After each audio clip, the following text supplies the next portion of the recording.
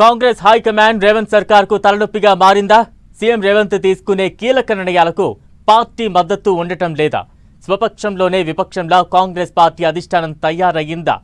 తెలంగాణ సర్కార్ను ప్రతిపక్షాల కంటే సొంత పార్టీ అంశమే తీవ్ర ఇబ్బందులకు గురి చేస్తోందా అంటే అవుననే సమాధానం రాజకీయ వర్గాల నుంచి వినిపిస్తోంది. పార్టీ అధిష్టాన నిర్ణయాలే ప్రభుత్వాన్ని ఇరకాటంలోకి నెట్టేస్తున్నాయంట. ఇందుకే కాంగ్రెస్ అధిష్టానం తీసుకుంటున్న నిర్ణయాలు ఏంటి? ప్రభుత్వానికి వస్తున్న ఇబ్బందులు ఏంటి? Watch the story.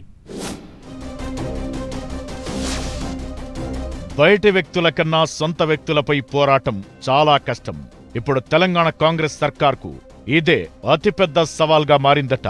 ప్రభుత్వంపై ప్రతిపక్షాలు చేసే విమర్శలన్నింటినైనా తిప్పికొట్టవచ్చు, కానీ సొంత పార్టీ నుంచి ఎదురయ్యే సవాళ్లను ఎలా అధిగమించి గట్టెక్కాలా అనే దానిపై తెలంగాణ ప్రభుత్వ పెద్దలు సతమతమవుతున్నారట.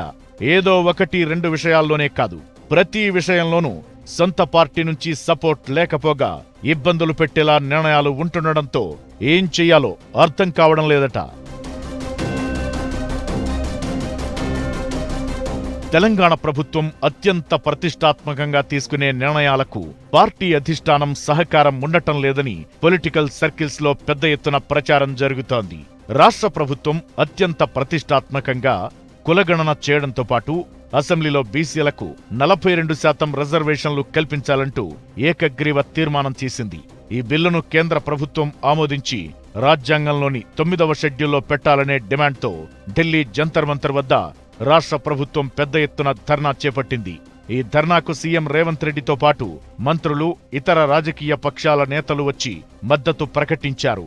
కానీ అదే ఢిల్లీలో ఉన్న కాంగ్రెస్ అగ్రనేతలైన రాహుల్ గాంధీ, ప్రియాంక గాంధీ, మల్లికార్జున ఖర్గేలు ఎవరూ అటువైపు కన్నెత్తి కూడా చూడలేదట.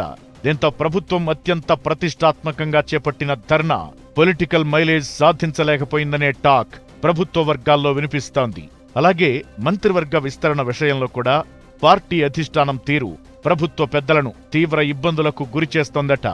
ఈసారి మంత్రివర్గ విస్తరణ ఖచ్చితంగా ఉంటుందని చర్చించేందుకు ఢిల్లీ రావాలని పార్టీ హైకమాండ్ రాష్ట్ర ప్రభుత్వానికి కబురు పంపింది. దీంతో అసెంబ్లీ సమావేశాలు జరుగుతున్న ఆగమేఘాల మీద సీఎంతో పాటు ముఖ్య నేతలంతా ఢిల్లీకి వెళ్లారు. 1-2 రోజుల్లో నిర్ణయం ఉంటుందని చెప్పడంతో కేబినెట్ విస్తరణ కోసం రాజ్ భవన్ కు సైతం సమాచారమిచ్చి ఏర్పాట్లు చేసుకోవాలని సూచించారట. కానీ కాంగ్రెస్ అధిష్టానం మాత్రం మంత్రివర్గ విస్తరణకు గ్రీన్ సిగ్నల్ ఇవ్వకపోవడంతో మరోసారి వాయిదా పడిందని సమాచారం. ఇవన్నీ ఒకెత్తైతే తాజాగా కంచె గచ్చిబౌలి భూముల విషయంలో అధిష్టానం వ్యవహరిస్తున్న తీరు ప్రభుత్వాన్ని మరింత ఇబ్బందులకు గురిచేస్తోందట. పార్టీ అధిష్టానం ఆదేశాల మేరకు రాష్ట్ర వ్యవహారాల ఇన్ఛార్జ్ మీనాక్షి నటరాజన్ స్వయంగా సచివాలయం వెళ్లి మంత్రుల కమిటీతో వరుస సమీక్షా సమావేశాలు నిర్వహించడం, గచ్చిబౌలి స్టేడియంలో హెచ్సియు విద్యార్థి సంఘాలు, ప్రొఫెసర్లు, ప్రజా సంఘాలతో సమావేశం కావడం ప్రభుత్వానికి పెద్ద ఇబ్బందికరంగా మారిందట. ఈ విషయంలో విపక్షాలు ఒకవైపు, ప్రజా సంఘాలు, విద్యార్థి సంఘాల ఒత్తిడి, కోర్టుల జోక్యం ఒకెత్తైతే పార్టీ అధిష్టానం వ్యవహరిస్తున్న తీరు ప్రభుత్వాన్ని మరింత ఇరకాటంలోకి నెట్టిందట. ఇలా చెప్పుకుంటూ పోతే చాలానే ఉన్నాయని ప్రభుత్వ పెద్దలు ఆవేదన వ్యక్తం చేస్తున్నారట.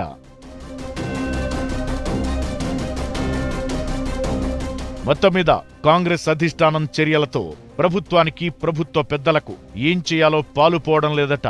ఒక్క మాటలో చెప్పాలంటే కాళ్ళు చేతులు కట్టేసిన మాదిరిగా పార్టీ అధిష్టానం చర్యలు ఉంటున్నాయని వారు చెబుతున్నారట.